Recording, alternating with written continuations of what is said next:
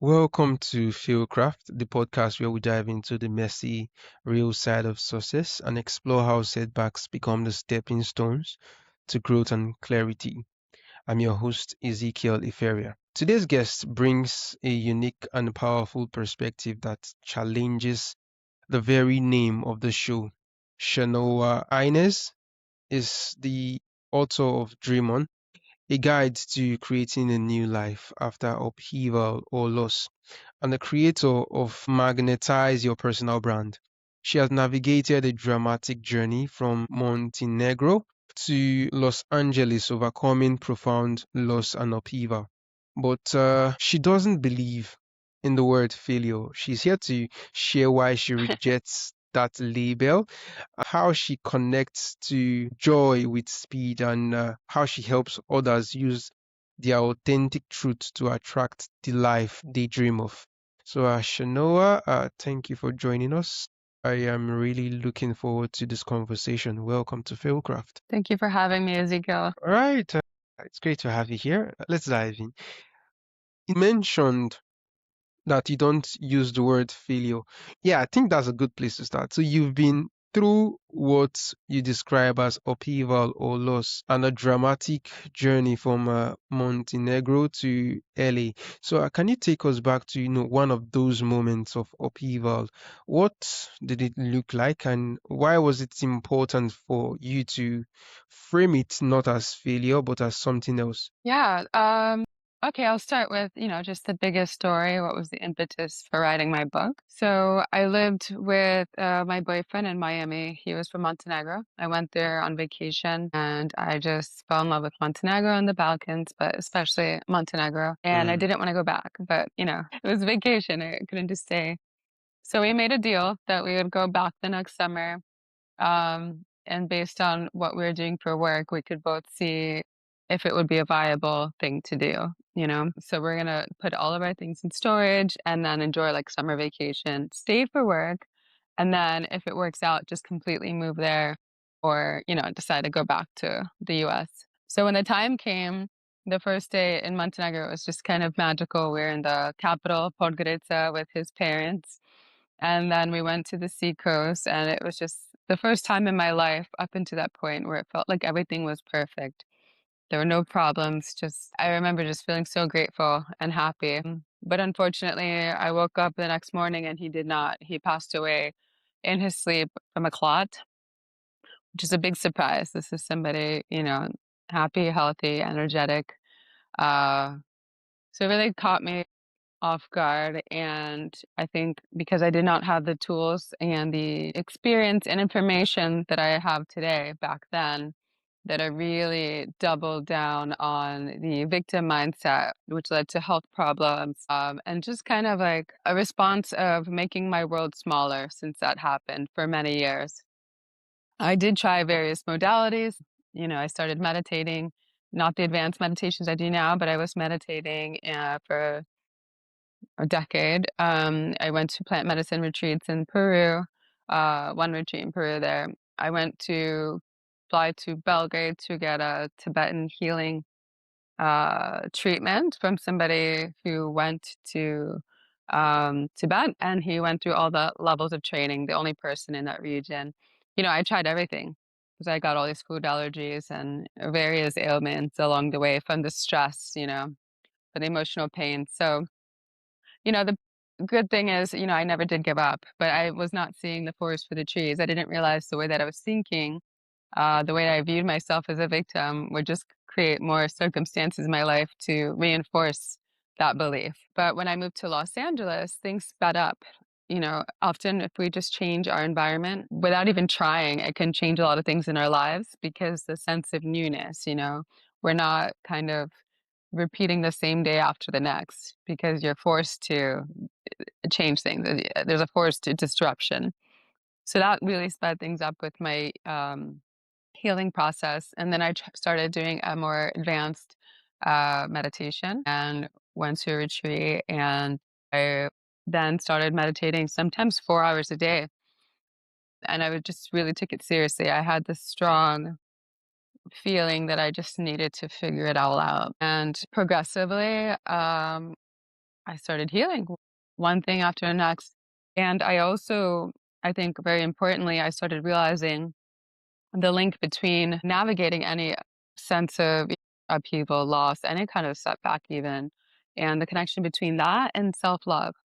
So I realized that, I was making some decisions that were not loving to me. I had friends that were not, they were good friends maybe, a decade ago, but they just always, it was always a problem. Something was always, not right. And so I basically gave people ultimatums like, you have to change if you want to stay in my life.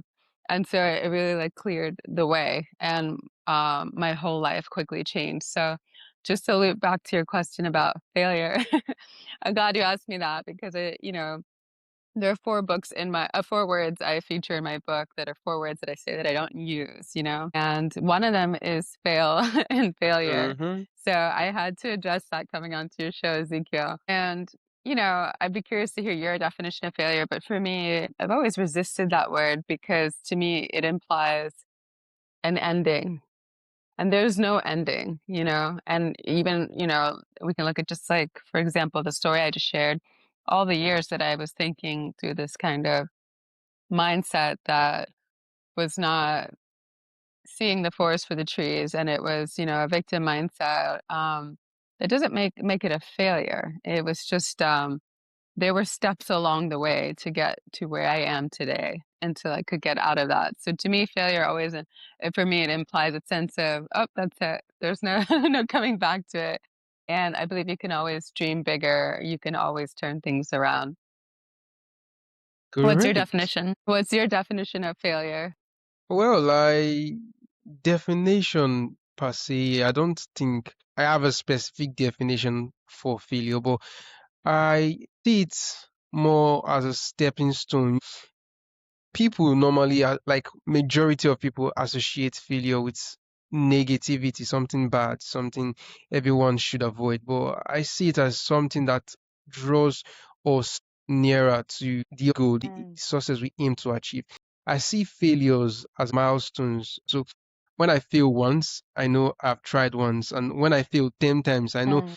I've tried 10 times and I have eventually found out 10 different ways of not doing what I want to do the right way. So I can now adjust to use those past experiences as lessons to further progress towards the goal, which in this case is success. But yeah, that's how I see failure. So Yeah, that's very it's, interesting. your stories are truly inspiring, Shanoa. So I'd like to ask you a question. If it's not failure, so what language, what specific terminology do you use to describe those rock bottom moments? I think everyone Mm. do have rock bottom moments. I mean, it depends on what that moment is, but let's see. I mean, for mine, I could describe it now that I'm out of it as a wake-up call because I think if we don't get me wrong, even, I think no matter the circumstances, no matter what a person knows, it will always be difficult to suddenly lose a loved one, right? For example, like what happened with me.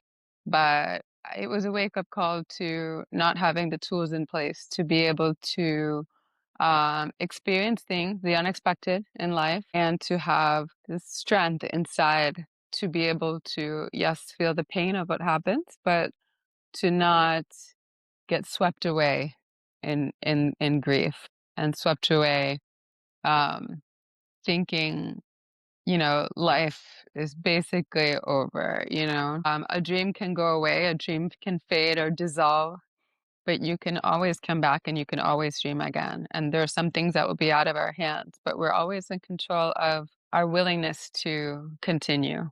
Okay, interesting. A great response there, Shanoa. So you talk about reconnecting to joy with speed. So in the months following your loss, what was the hardest barrier to finding that joy again? Mm, I it was a lot and I didn't have the tools I had today and I was grieving the loss of yes, the person, but also the future we had planned together. And It would have been a lot easier if I'd surrounded myself with people who were feeling better, and who were in more positive mindset. But I spent the most time with one friend who was grieving something that was a different kind of loss, but also a very painful loss. And so it became kind of like two ships sinking in their grief and commiserating in that way. But I think for a lot of people, what happens is right after something difficult happens, they either don't want to feel it, so they try and brush over their feelings, and they will always resurface in other ways. Or there's just like this sense of giving up. And I never did give up, but I did not notice that I was making my dreams smaller. Suddenly, all the things I wanted for my future, I kept thinking, well, you know, it doesn't have to be like that, or it doesn't have to be like this. But it was really like my self belief had been hit hard, and my confidence when that happened because my world was shaken up just so quickly. Right. Did the experience of moving from Montenegro to Los Angeles test your resilience in any way? Like, was there a moment of culture shock or struggle that forced you to reinvent yourself? Not a culture shock. I mean, I am American. I moved to Europe for almost 7 years, but when I moved back, I was really ready to move back. I just didn't know where I wanted to move, and Los Angeles just kept popping up for me. It wasn't a culture shock, but there is something about starting a new chapter in your life that I think helps to kind of motivate. I think it motivates us and helps us see things about ourselves that maybe we hadn't seen before. And I was really happy with my move here. And at the time, I was living in a neighborhood that's below the Hollywood sign. So I used to feel like that was, a great sign because it represented, so many people have moved here to follow their dreams. And those dreams became even more wonderful and bigger than they could have ever imagined. So even though I don't have an aspiration to be in the entertainment industry, I did I did really love that symbol when I'd leave my home every day and see that sign there. Um, and I do know that was just like it did help because one thing, okay, if you, to picture a day in the life, wherever you live, Ezekiel, whenever you're home, you see the same things at home every day. You see the same Yeah, people in your neighborhood, right? yeah. So if you want to make a radical change in your self identity, it's more challenging when you're trying to do that when you're staying in your environment because everything in your environment reminds you of the character you built of yourself, who you are right now. And it's not Mm. that it's impossible, but it is more difficult. And so I wasn't aware of this at that time, but now that I do know that from my studies, it's very clear to me how that happened without my even recognizing that that was a major factor. All right, all right. So, Shanoa, you help people connect to who they really are. So, do you find that most people lose themselves during times of crisis? And how do you guide them back? Well, my book is a resource. It shows a set of meaningful paths for somebody to reconnect to joy after something difficult has happened. And I use those words carefully, just yes, it is a guide, but the reader is certainly doing the work, you know. I can just lay out the paths and you have to put one step in front of the other. One of the biggest reasons why I wrote this book is that one of the greatest risks when somebody is trying to bounce back from something difficult that occurred is that they're not seeing how much they've changed. So they might think, "Oh, I feel happy now." You ask, "How are you doing?" Like, "I'm doing good." But that's a question that can be answered with the brain. It's a very logical answer. So they can be lying to themselves and others and not realizing, or they're just like, it's kind of like an egoic reaction. So it can be hard to see. Whereas if they were feeling joyful, for example, there's no confusion of whether they feel joyful or not. You can't logically uh, represent joy. So, along with dreaming smaller, there are just so many things that happen in reaction to something difficult that occurs that are very subtle and they just become our new everyday reality. So, the book is also designed to help people realize when they've done this, because that is a great risk. For years, you can be living and think, okay, yeah, I'm feeling great. And you can be still living as a shell of yourself. So I want people to recover much faster than I did. All right. So for the person listening right now who is in the middle of a major upheaval or maybe a breakup, a move or a loss, and feels like their dream life is maybe gone. So what's the first step you'd advise them to take to start dreaming again? Yeah, I recommend several steps before dreaming again, but the first one is just to feel it.